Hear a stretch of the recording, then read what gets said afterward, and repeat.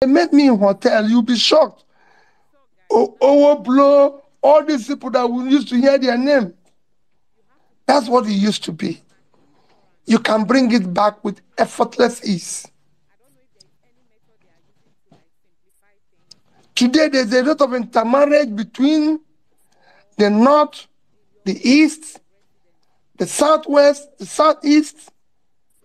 It's going to a stage in Lagos, nobody even know the difference. Most of the marriages that I attended,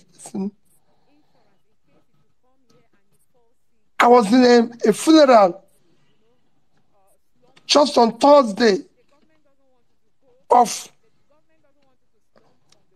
somebody I can call a mother, fantastic woman, but it's a Yoruba woman. We live in the same block of flats where this woman is, I don't know how to describe her.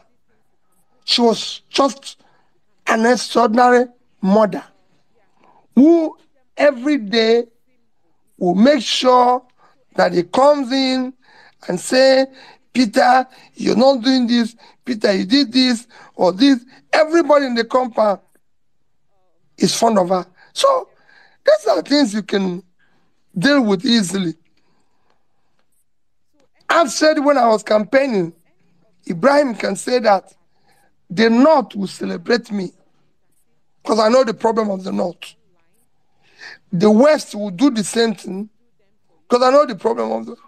Because today, nobody can tell me the problem of the North because I know the problem of the North. As a banker, we used to get all the cash we need from Kanu.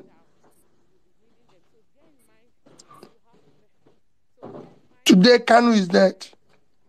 The industries in Empire 1 is dead. Shadan 1 is dead. Shadan 2 is dead. We used to have cash from Medugri. It's all dead. I know the problems in the East. I know the problems in the West. And that's what we need to deal with. I took time to explain to you the things that brings us together. Sports. Today, there's no more sports in terms of what it used to be. At the time, nations are celebrating their huge leagues. All you hear Nigerians talking about is about Manchester, Man U, Chelsea, this. Where's our local league? Yes, people used to do that before to play even, what do you call it again? To all this lottery, what do you call it again? Pool. They do pool with it, but they were still following Rangers,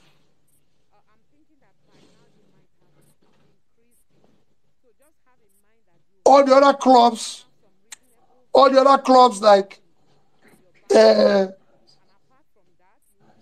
ICC, Mighty Jets, all those things were being followed everywhere. So these are things we must go back to.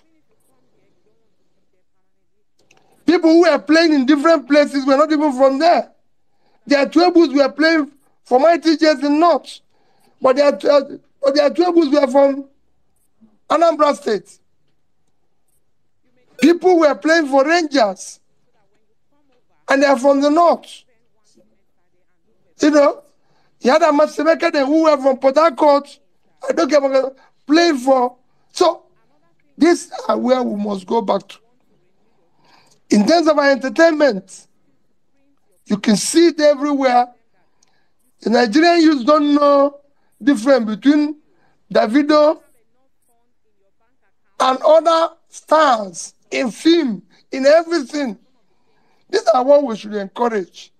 And then throughout this, politicians bringing things that divide us or telling you, oh, Peter Obi is tribalistic, oh, Peter Obi. How? Where? I've governed the state.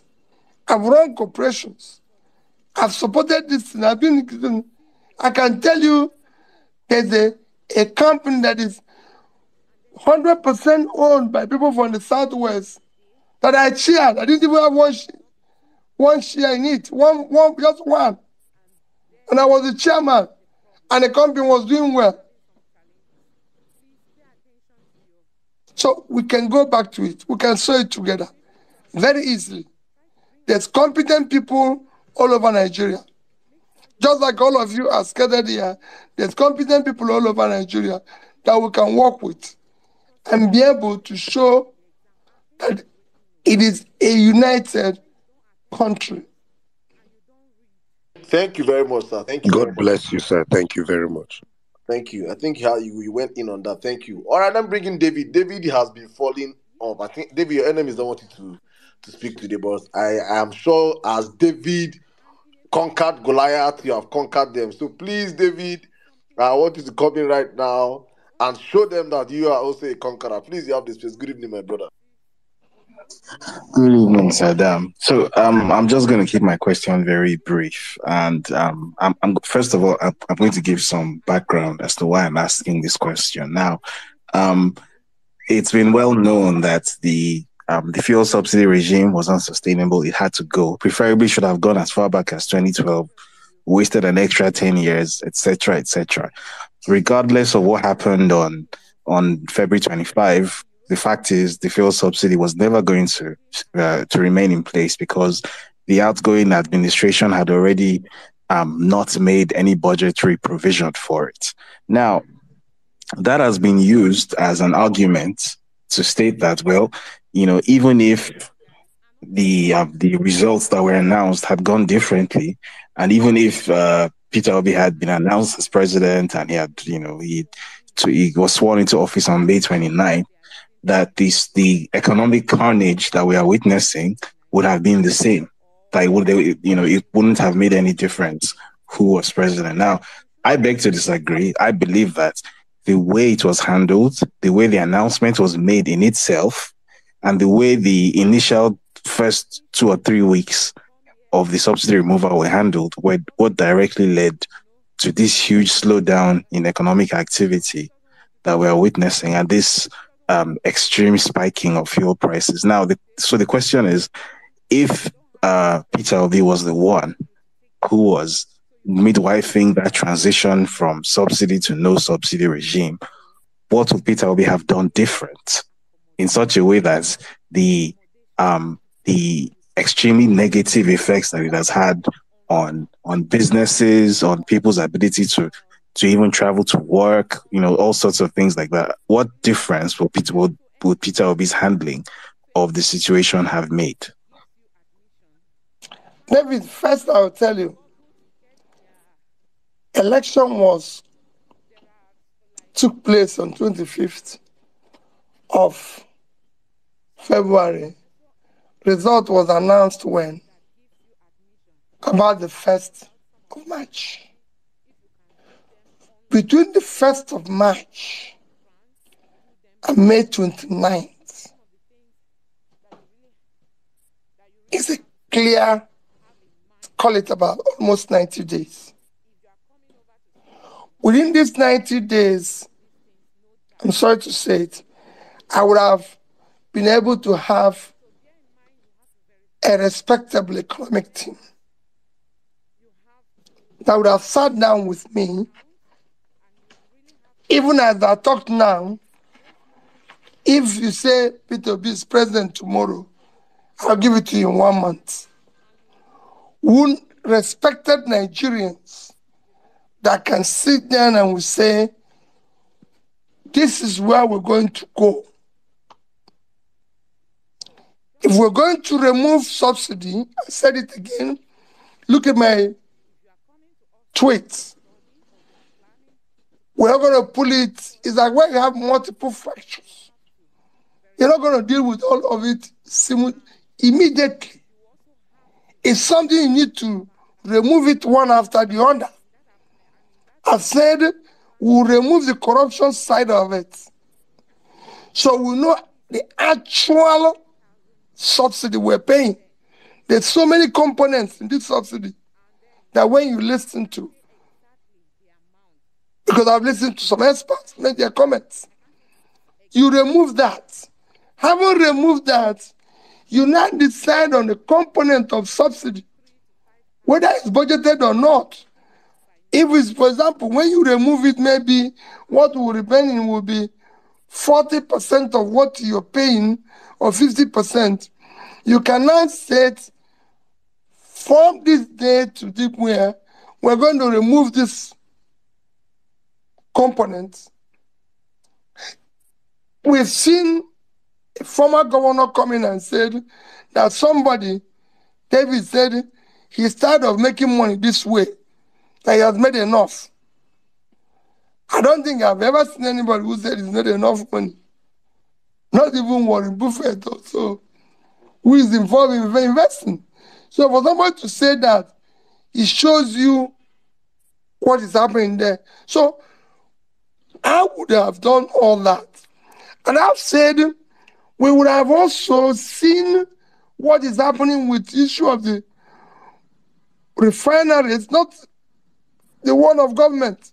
Modern refineries that people have set up here and there, which they are complaining that their problem is supply of crude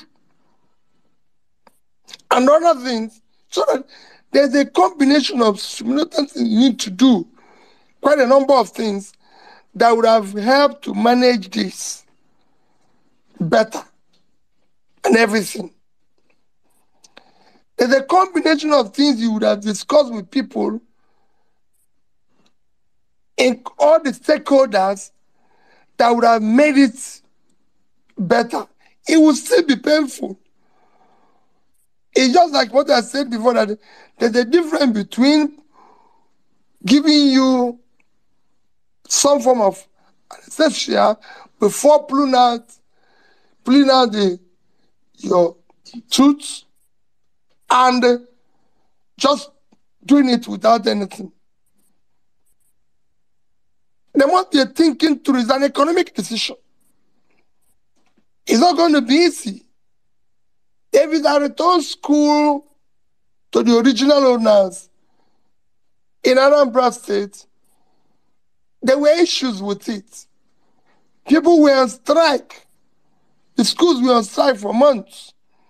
But before we returned it, we made sure that we went through all the beginning to the end to mitigate the problems. For example, saying that all teachers that are employed must be paid by government. They must be maintained by government. That the churches and this thing can no longer run the school. They don't have the resources. There's so many things we put in place that we will continue to do the capital projects. We will continue to do this. But they will take care of the administration and management, but we will support them. I can tell you, I don't know what has changed. At the time I was governor, no state in the north, no state in the east, no state in the west can compare their secondary schools or primary schools with ours. We were the only people where you have secondary schools that have computers, buses, this, everything. Go to those schools today.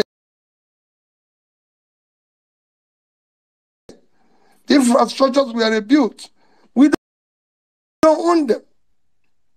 Private schools in Anambra State were supplied computers. Private schools in this, so we thought it through. As a governor, I decided that every person, old person in Anambra or does not have any form of pension, the government will pay the person 5,000. You can go and verify what I'm telling you now. Across the whole state, 5,000 every month. I had security in each community employed and paid directly by government in each community. I bought each community vehicle. But this is we are taught through, so I knew it was going to be sustainable. People ask me then, where are you going to get money to do this? I say, look at our calculation. Look at what we are getting. Look at why we're going to do it. What I'm saying is that there are things you do, but you have to be taught through.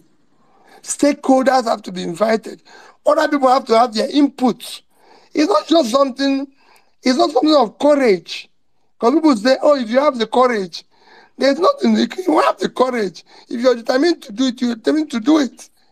I say it any day, David, I'll pull people when they are seeing you live a life of a rock star, when you're buying brand new Jeeps from all over the world at a very expensive price, and you're saying, this is this. No, you cannot say you want, like we've said, we want food security, and this is this. Yes, we want food security. But what are we doing? People must hear it, people must see it. And like I keep saying, it is time we hear from those in charge.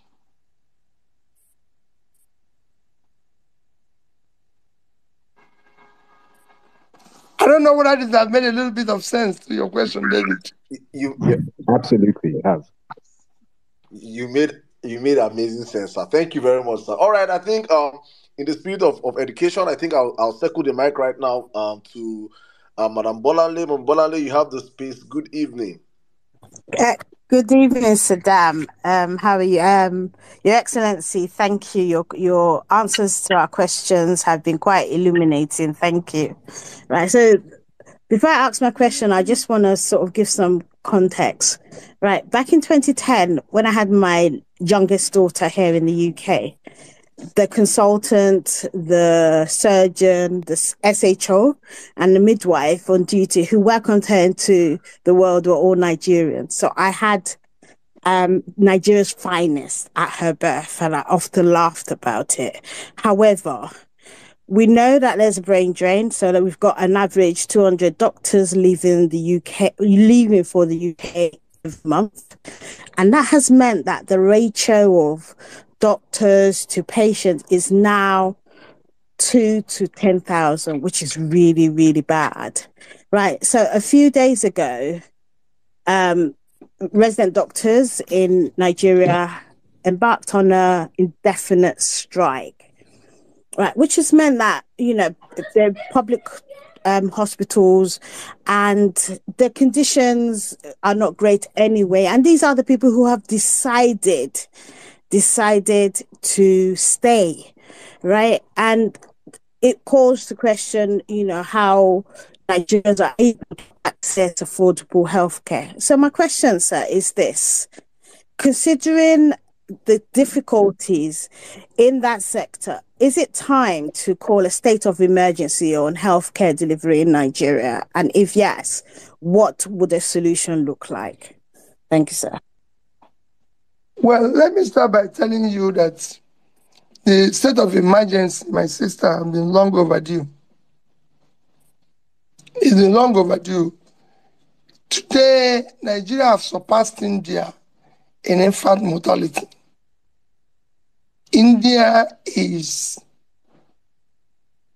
7 times the population of Nigeria. India is now the country with the largest population in the world, about 1.4 billion, and we're about 200. So they are 7 times our population, but we have worse infant mortality than them, especially in the northern Nigeria. And this is because of lack of primary health care. Lack of primary health care, lack of education, lack of access to health, which is anchored, like I said, on primary health care. And you can't talk about primary health care unless you talk about the human infrastructure, the healthcare workers that are involved. because they are the nurses, the midwives, the everything. When I was campaigning, I went to an IDP camp where they had close to about, according to them, I didn't know, they were about 50 to 100,000. I'm not privileged to know how many they are. But when I came, the crowd I saw should be about 3,000-4,000.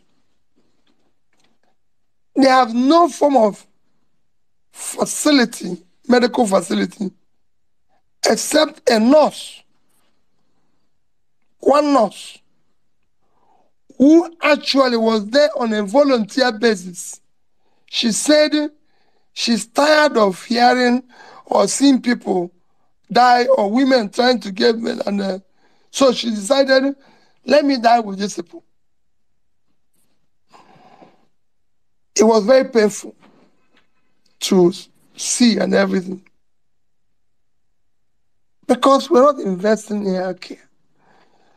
When we talk about this saving, we're talking, go and look at primary healthcare budgets of Nigeria, a country of 200 million people.